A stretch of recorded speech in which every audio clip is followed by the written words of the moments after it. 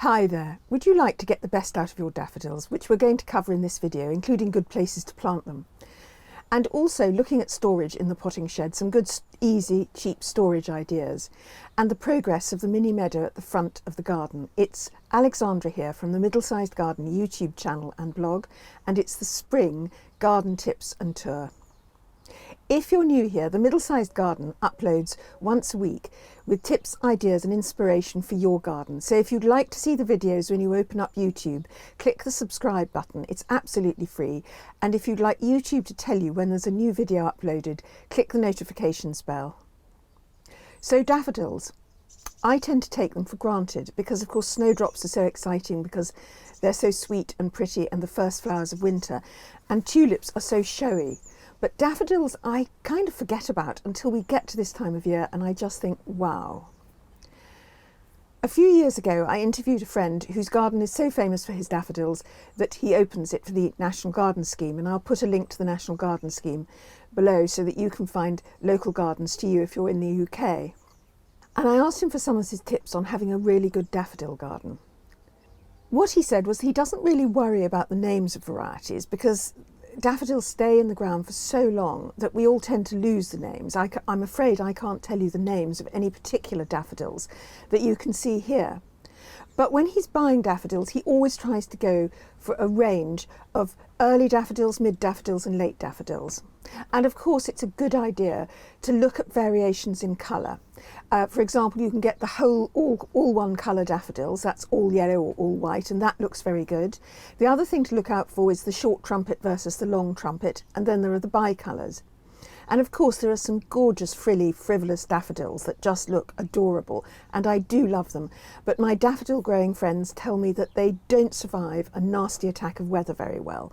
If there's a big rainstorm, they tend to look very droopy and miserable and stay very droopy and miserable.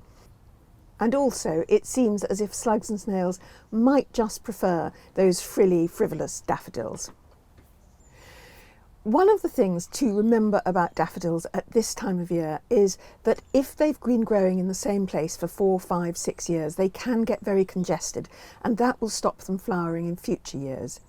So if you've got a bunch of daffodils, which I have several, which have been growing for quite some time in the same place, dig them up after the flowers are over and while the foliage is still on the bulb, and pull them apart. Pull off any little bulbils, baby bulbs on the side, and plant them somewhere else in the garden. You need to plant them, there's differing advice on how deep you should plant daffodils, but 10 to 20 centimetres, 4 to 8 inches should be fine. And you replant them and then give them a bit of a feed, because after all they've had a bit of a shock, and you should get more and better daffodils next year. And of course it's a way of increasing your daffodils without having to spend any extra money. Whether you dig them up or not, daffodils do need to keep their leaves on for at least 6 weeks and preferably 8 weeks after they've flowered, because those leaves are gathering the nutrition from the sun and the soil to create the beautiful flowers for next year. So if you haven't got any flowers on your daffodils at the moment, it may be that you cut the leaves off too soon last year.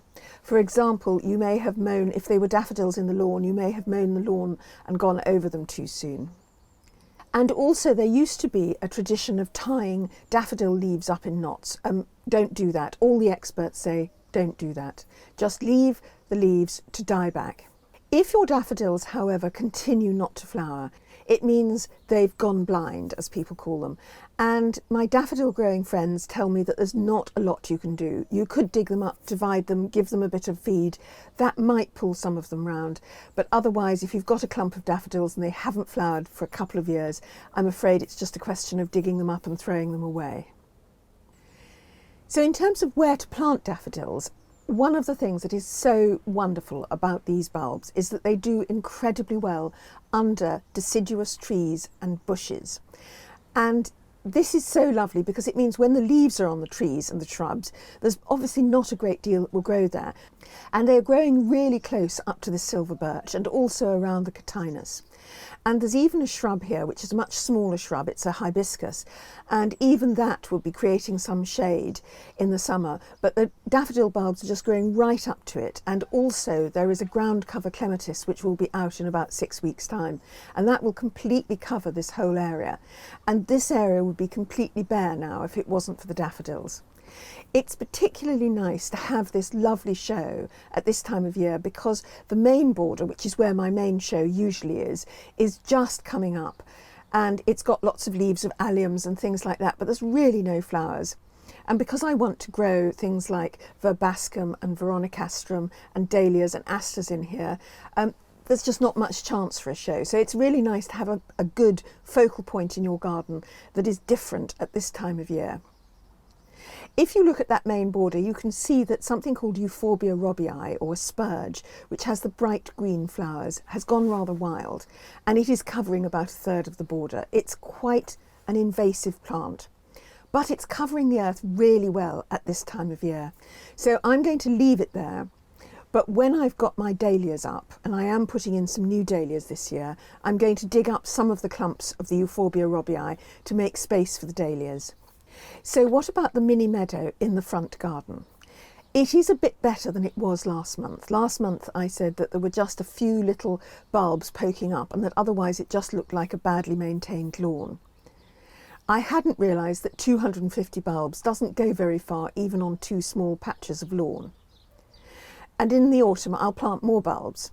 But actually quite a few have come up, and a few people have said to me that they really like seeing the flowers.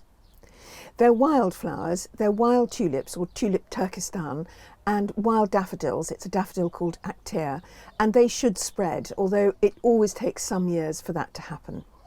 We planted some seeds in this part of the lawn, some wildflower seeds last autumn, and I can see that some things are coming through, but I can also see that some perennial weeds, which we don't want, like ground elder, are coming through.